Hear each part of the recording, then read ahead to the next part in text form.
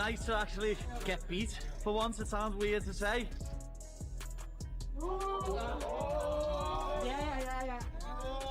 This idea that I could lose a wrestling match is out there. Stay tuned, because if he steps on that line, I'm taking this dude 10-0. Like I said. Arman Tsarukyan has once more brutally derided Paddy Pimblett following the Englishman's BJJ tournament loss. Simultaneously, events are shaping up thrillingly for a Jon Jones versus Daniel Cormier grappling fight. But before all of that, we should discuss Ilia Toporia's recent court attendance. Ilia Topuria attends Spain's court of violence against women regarding a continuing legal issue with his former partner Georgina Uzcategui. The hearing revolves around Uzcategui's plea to move with their daughter from Spain to Miami, where she resided before their marriage, a step Topuria opposes.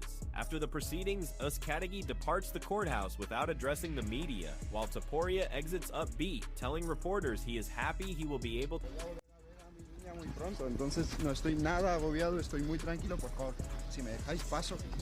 ¿Necesitas alguna tranquilidad? ¿Por qué estáis aquí? Cuéntanos. Porque es por la custodia de tu hija, Ilia. Por favor, tenemos que pasar. Espera, Ilia, pero por favor, nieto, tú estás como en descanso, ¿cómo estás tú también, personalmente? ¿Cómo te encuentras tú? ¿Cómo te encuentras, Ilia? Cuando salga, tal vez. ¿Cuál es tu prioridad ahora mismo, Ilia? Mi prioridad es mi hija, mis hijos, mi familia, esa es mi prioridad. However, Paddy Pimblett relinquished the king of the Mad title at Next Generation MMA as his winning streak ultimately concluded. This every man for himself jiu-jitsu challenge puts all competitors on the mat at one time. Submit, and you are gone. Endure, and you get to remain. Having dominated for many years, Paddy's run finished, demonstrating that no reign lasts.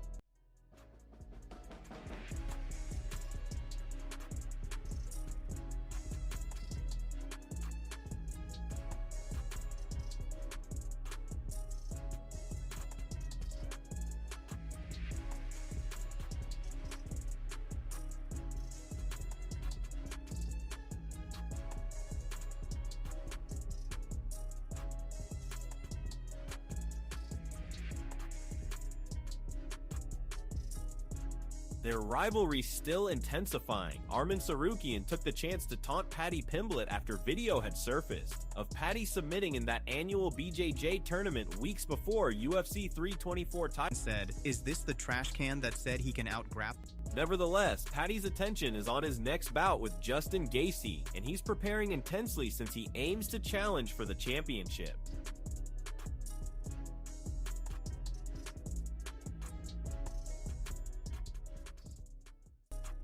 On the flip side, Daniel Cormier and Jon Jones have recently filmed a TV program, and many different things occurred during that recording. However, the greatest surprise is they are now prepared to be friends. Jon Jones indicates their previous friction with Daniel Cormier no longer shapes their connection. He proposes their competition is a thing of the past and views merit in being together once more, even working alongside each other professionally.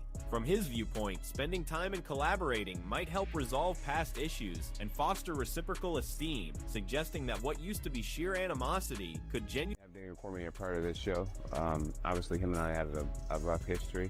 I know he doesn't like me very much. We've beaten him twice, but I think him coming out here to Thailand, filming with me, would be a great opportunity for us to mend this jacked up relationship. But I have no problems with him. If anything, him coming out here would give us both an opportunity to maybe start a Daniel Cormier clarifies that being around Jon Jones no longer holds the same animosity it used to. With his fighting career completed, he feels that era has ended, bringing much of the animosity to a close. Although the friction and disagreements remain, he sees them as part of their past, not something volatile. Presently, he thinks they've arrived at a point where they can occupy the same area, stay professional, and progress without it becoming another conflict. Jon Jones it's different because we had such a bad history, but the reality is I'm done fighting now, and it's like that part of it's gone, so it's not nearly as nasty. But I think that we've done a good job of being professional as much as we can. Obviously, we argue a lot, but that's just the status of our relationship. But I think that we've gotten to a point in our lives where we can be in the same area without trying to fight each other.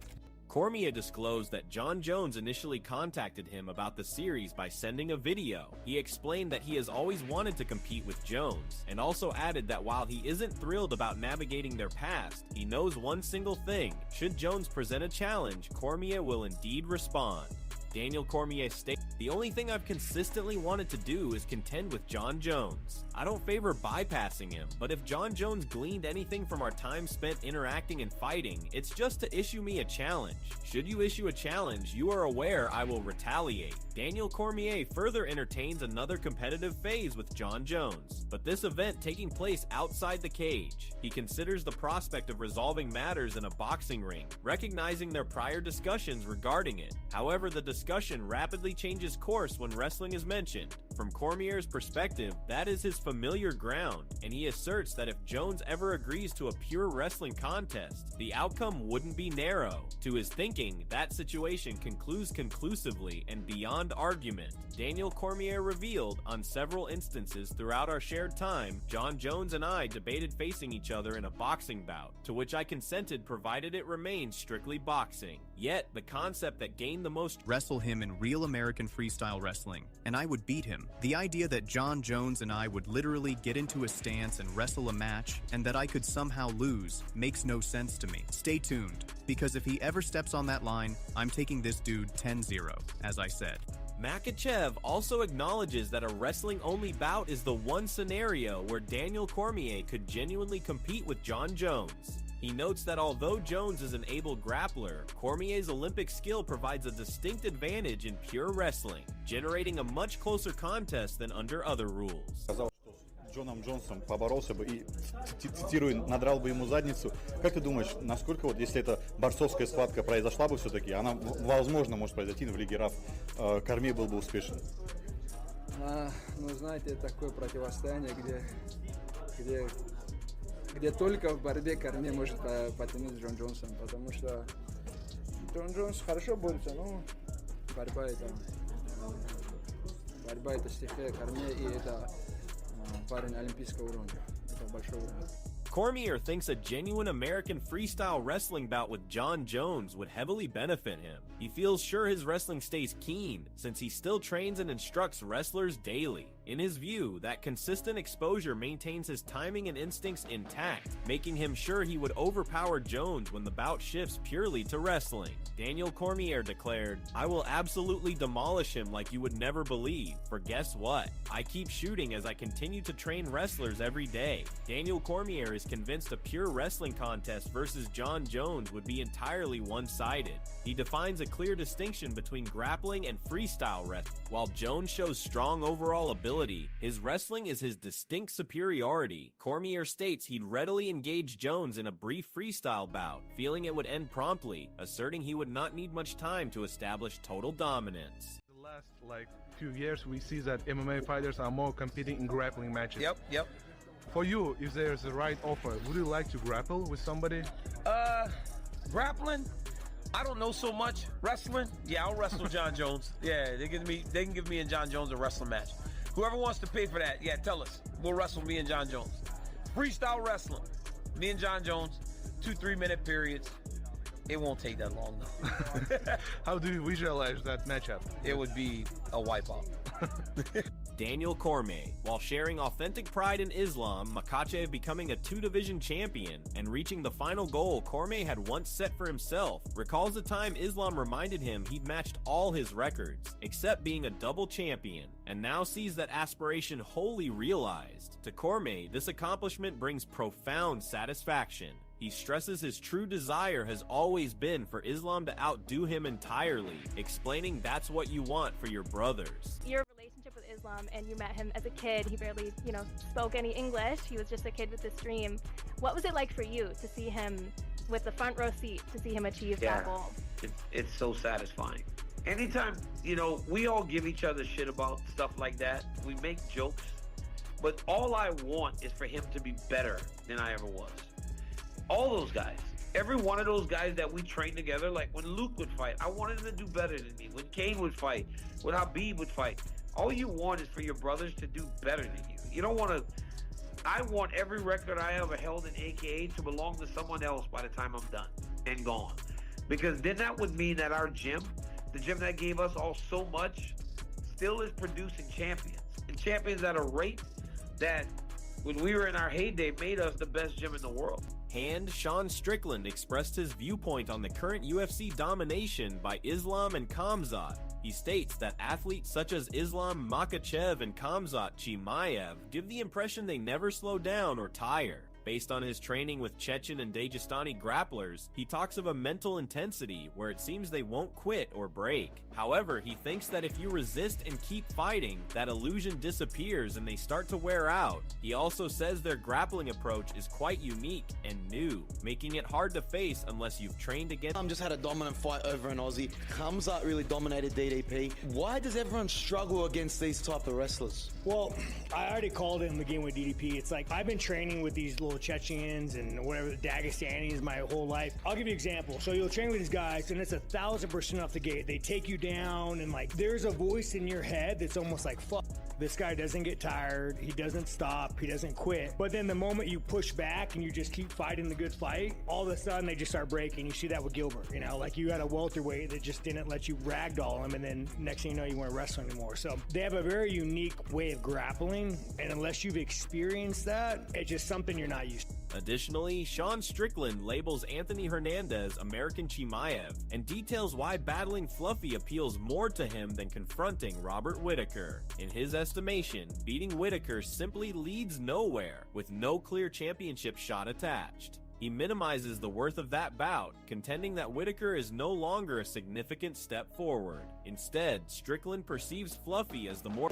You don't want Whittaker? It doesn't do anything. I beat Whittaker. There's no title shot ahead of that. It doesn't do anything. Good thing about Fluffy, guy's on like a 50-fight winning streak. You're next in line. He's like the American Chimaev. Like, that's the fight. It's like the girl at the party, everybody's fucked, and you're just like, you know, like maybe if a 3 a.m. hits and like there's nobody left, I might try it. Yeah, you're saying Whittaker's body count is too high. Yeah, Whittaker's body count. Sean Strickland states he feels compelled to take the rematch with Dracus du Plessis, despite still having a shoulder injury. He characterizes the dilemma as having little genuine alternative, noting that defying the UFC is not feasible. He perceives the pressure pushed him into consenting to the bout, even though he isn't entirely sound. But before the Dracus fight, I was fucking riding with Axel Hodges and I broke my shoulder. So I was in Colombia getting stem cells on my shoulder, and they hit me up for the fight. And you know, like, the thing with the UFC, dog, you don't say no. There are pimps. Like, you know, you don't say no to the masters. You gotta say yes. So I was kind of like backed up in the corner taking that fight. So taking this time off to let my body heal has been amazing. Like, the shoulder feels fucking great. So I mean, I do miss fighting and, you know, I miss performing, but it's been nice to be a fat, lazy piece of shit for a while. UFC 324 is quickly nearing, and Paddy Pimblett issues a bold claim targeting one of MMA's premier athletes. Despite acknowledging Justin Gaethje's famed career, he confidently asserts he can conclude Gaethje's era. Pimblett portrays the bout as surpassing a mere contest. He defines it as a pivotal event that might cap a chapter in Gaethje's history, intensifying the stakes before the cage. Yeah, he's unbelievable, absolute legend of the sport, legend of the lightweight division, and it's an honour to get in the cage with him and fight him. But I feel bad saying it because I've said it already. I think I'm going to retire him. Is that where you think he is in his career? You think? Yeah, I think he could be on the verge, on the precipice of retiring. He said himself he was going to retire if he didn't get a title shot. So when I beat him, he's not going to get another title shot, is he? Michael Chandler contends Justin Gaethje has the advantage over Paddy Pimblett, and also foresees Gaethje will overcome Ilia Topuria later this year. He concedes Pimblett is more capable than often recognized, yet still favors Gaethje as the superior all-around. Paddy, what do you think it looks like? Oh man, more skilled, more experienced. I think better fighter all around, Justin Gaethje. But I also have been on record and said that Paddy Pimblett is better than a lot of people think he is. You know, because of his, you know, his haircut and the way he talks and the, you know, some of the, you know, the strength of schedule.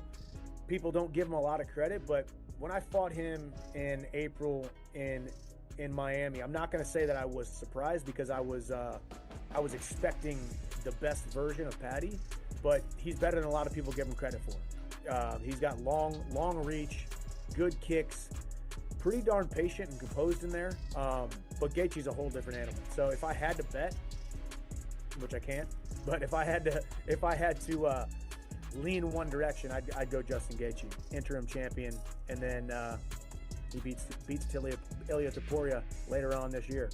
All right, okay. Daniel Cormier commends both Paddy Pimblett and Justin Gaethje, yet stresses that a clash between Arman Tsarukyan and Ilia Topuria is the contest of paramount importance. As Islam Makhachev ascends, Cormier regards Arman as a leading contender at lightweight and considers Ilia and Arman as the division's most well-rounded athletes. He argues their clash isn't solely about skill. It possesses the drama and narrative the UFC could construct a truly significant fight around. Tsarukyan is so active in grappling, you know?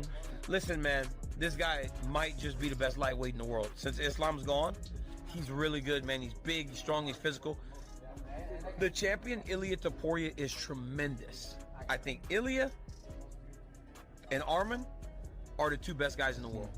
I think they need a fight at some point because I think Paddy Pimblett is awesome. Justin Gaethje is awesome. Arman and Ilia seem to have something. And not only something in terms of skill, but between the two that we could build a great fight around, right? So yeah, I think Arman's fantastic though, man. He's good. He looked great against Dan Hooker too. That concludes today's video, and we hope you enjoyed it. Express your views in the comments section, and remember to like and subscribe to our channel for more incredible MMA content.